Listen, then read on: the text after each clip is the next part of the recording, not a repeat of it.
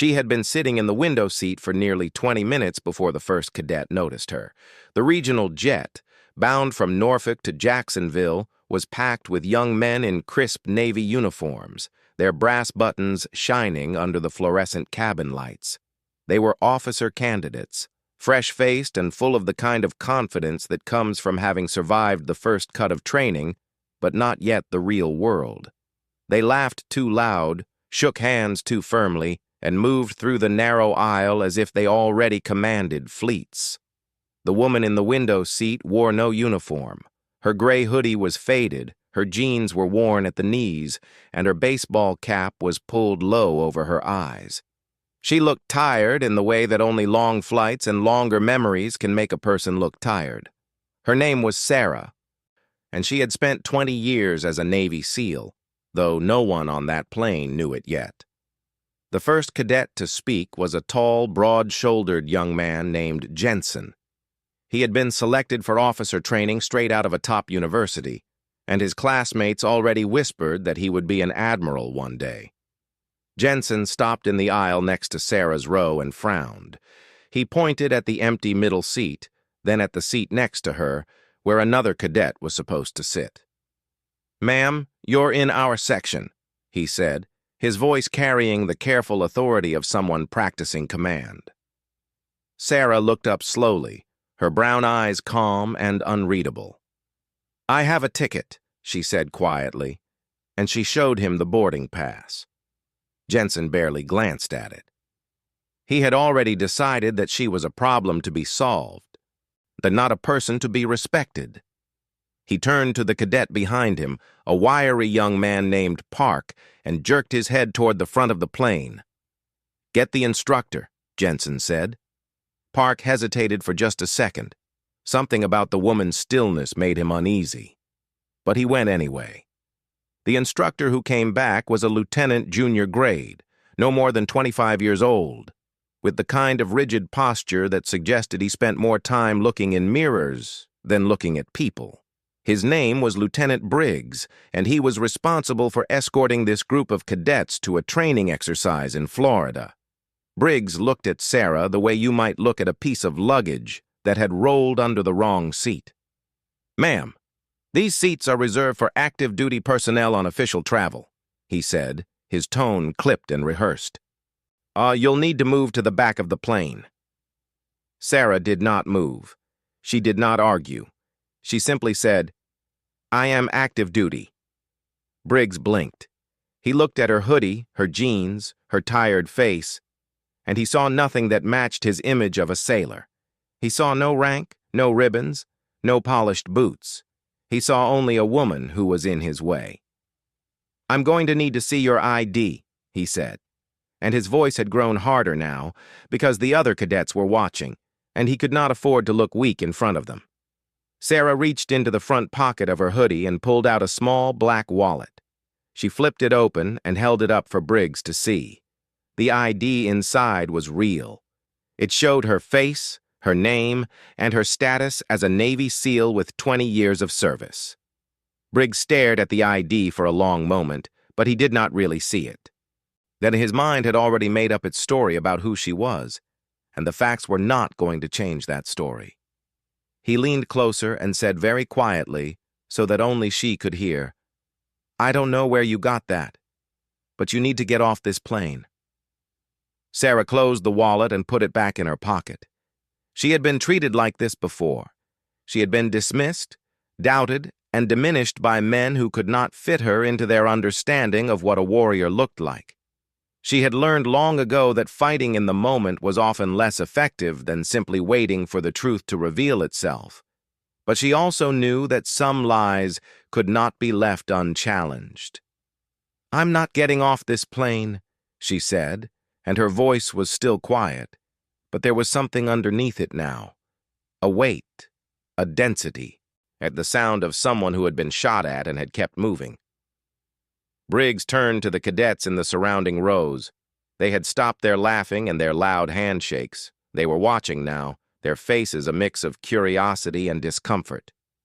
Briggs straightened his back and raised his voice so that everyone could hear. "Ma'am, You are impersonating a military officer. That is a federal offense. If you do not leave this aircraft immediately, I will have you removed by law enforcement." The word impersonating landed like a slap. A few of the cadets shifted in their seats. Jensen crossed his arms and smiled a thin, satisfied smile. He had been right all along. The woman was nothing. Sarah looked at Briggs for a long, silent moment. She thought about the missions she had run, the friends she had buried, and the years of her life she had given to a country that still, after all of it, could not see her as she really was. She thought about standing up and shouting her credentials, about forcing them to listen, about making them ashamed. But she had learned in combat that shame does not come from being told you are wrong. Shame comes from discovering you were wrong on your own. So she stood up slowly, gathered her small bag from under the seat, and walked down the aisle toward the front of the plane. The cadets watched her go. Some of them smirked. Some of them looked away, uncomfortable with what they had just witnessed, but not uncomfortable enough to say anything. Park, the wiry young man who had fetched Briggs, felt a strange, hollow feeling in his chest. He had seen something in the woman's eyes, not fear, not anger, but something worse, and something that looked like disappointment. Sarah stepped off the jet and into the jetway, and the door closed behind her with a soft hiss. Briggs returned to his seat near the front, satisfied that he had protected the integrity of his command. Jensen leaned back and put his feet up on the empty seat next to him. The plane began to taxi toward the runway, and the cadets returned to their laughter and their plans for the weekend. None of them knew that their lives were about to change forever. The plane had been in the air for only 15 minutes when the pilot's voice came over the intercom. His tone was not the usual cheerful announcement about altitude and arrival time. It was tight, clipped, and laced with something that sounded like fear. "Ladies and gentlemen, we have a medical emergency on board. Is there a doctor or anyone with military medical training who can identify themselves to the flight attendants?" The cabin went quiet. Then a commotion broke out near the back of the plane. A young cadet named O'Brien had collapsed in the aisle, his face pale and slick with sweat, his breathing shallow and fast. His classmates gathered around him, frozen and useless. They had been trained to lead, but they had not been trained for this, for real blood, real panic, real life slipping away in the narrow aisle of a commercial jet. Jensen rushed back from his seat and tried to take charge. "Someone get water," he barked. "Someone find a first aid kit." But his voice was too loud, too fast, and O'Brien's eyes were rolling back in his head. The flight attendant knelt next to the boy and looked up at the crowd of cadets with desperate eyes. "Is anyone here a medic?" she asked. No one answered. Lieutenant Briggs pushed through the crowd and stared down at O'Brien. He had been trained in basic first aid, but that training had been in a classroom with a dummy that did not sweat or seize or stop breathing. He knelt and put his fingers on O'Brien's neck, feeling for a pulse. He found nothing. His own heart began to hammer in his chest. He looked up at the flight attendant and shook his head. "I don't know what to do," he whispered. And in that moment, all the brass and the ribbons and the polished boots meant nothing at all. The cadets looked at one another, and for the first time since they had put on their uniforms, they looked afraid. The plane was 30,000 feet above the Atlantic Ocean, and a young man was dying in front of them, and they had no idea how to save him. The flight attendant was about to call the cockpit for an emergency landing when a voice came from the front of the cabin. It was not loud. It was not commanding. It was simply there, steady and sure, like a hand reaching out in the dark. "Move aside. Let me through." The cadets turned and saw the woman in the gray hoodie walking down the aisle. But she was not the same woman who had left the plane 20 minutes earlier. Her baseball cap was gone, and her eyes were clear and sharp. She moved with a purpose that made the air around her feel different, denser, more focused. Jensen opened his mouth to say something, to tell her that she did not belong here, but the words died in his throat. because the woman knelt next to O'Brien, and when she put her hands on his chest, those hands did not hesitate. They pressed down with exact, rhythmic force, counting silently in her head. 1, 2, 3, 4. She tilted O'Brien's head back, pinched his nose, and breathed into his mouth. Then she pressed again.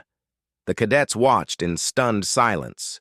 Sarah had done this before, not in a classroom, not in a training exercise, but in the back of a helicopter with bullets punching through the fuselage. She had done it in a muddy ditch in a country whose name she was not allowed to say. She had done it with her own blood running into her eyes and her own body screaming for rest. The rhythm was embedded in her bones. She pressed and breathed, and she did not stop when her arms began to shake or when sweat dripped from her forehead onto O'Brien's face.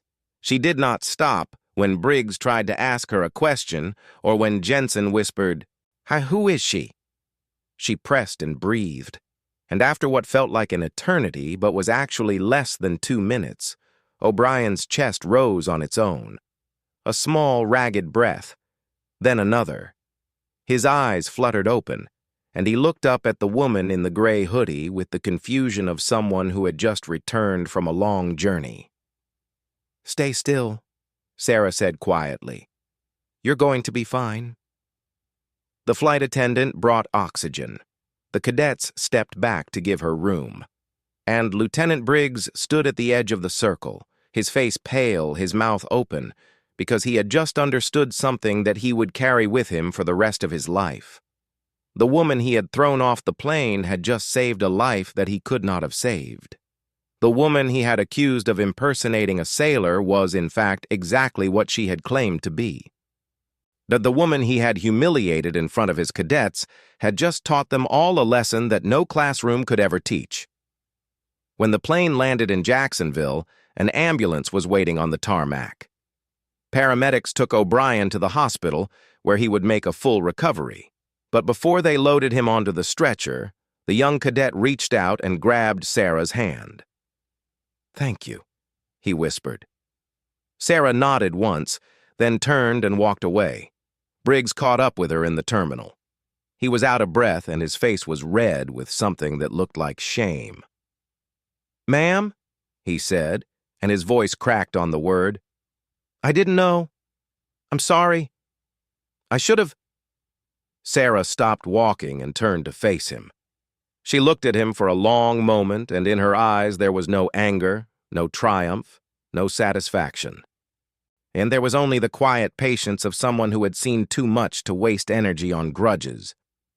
"You didn't see what you weren't trained to see," she said. "But now you know.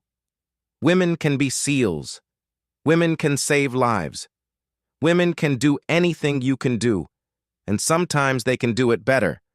Don't forget that." Briggs nodded, and his eyes were wet, and he did not try to hide it. Jensen was standing 10 feet away, and he heard every word. He looked at his polished boots and felt, for the first time in his life, how heavy they really were. The story of the woman in the gray hoodie spread through the naval community like wildfire. Within a week, every cadet on that plane had told the story to their instructors, and every instructor had told the story to their commanders, and within a month, Lieutenant Briggs had requested a transfer to a unit where he could learn to be a better leader. He wrote a letter of apology to Sarah, and she wrote back a single sentence: "Train harder, and train your eyes to see the truth." Jensen, the tall cadet who had first confronted her, requested a meeting with his diversity officer and asked to lead a workshop on unconscious bias in the officer corps. Park, the young man who had fetched Briggs, became a vocal advocate for women in special operations, and he would later credit that flight with changing the entire course of his career. And O'Brien, the cadet whose heart had stopped at 30,000 feet, requested a transfer to medical training. He became a Navy doctor. He never forgot the woman who had brought him back from the edge of death. Sarah did not seek recognition. She did not give interviews or post about the incident on social media. She returned to her duty station and continued her work, training the next generation of SEALs, both men and women. But sometimes, late at night, when the barracks were quiet and the young sailors were asleep, she would sit alone in the dark and think about that flight. She would think about the cadets who had looked at her and seen nothing. She would think about the lieutenant who had let his assumptions override his judgment. And she would think about O'Brien, whose heart had started again under her hands. She had not saved him for glory or recognition. She had saved him because that was what she did. That was what she had always done. She was a Navy SEAL. And a Navy SEAL never leaves anyone behind, even the people who try to leave them behind first. And the story ended not with a parade or a medal, but with a quiet truth that rippled outward, changing one mind at a time, one heart at a time, until the Navy itself began to look different. Not because of one woman, but because of what she proved. And what she proved was simple. Strength does not have a uniform. Courage does not have a gender, and the person you underestimate today might be the only one who can save your life tomorrow.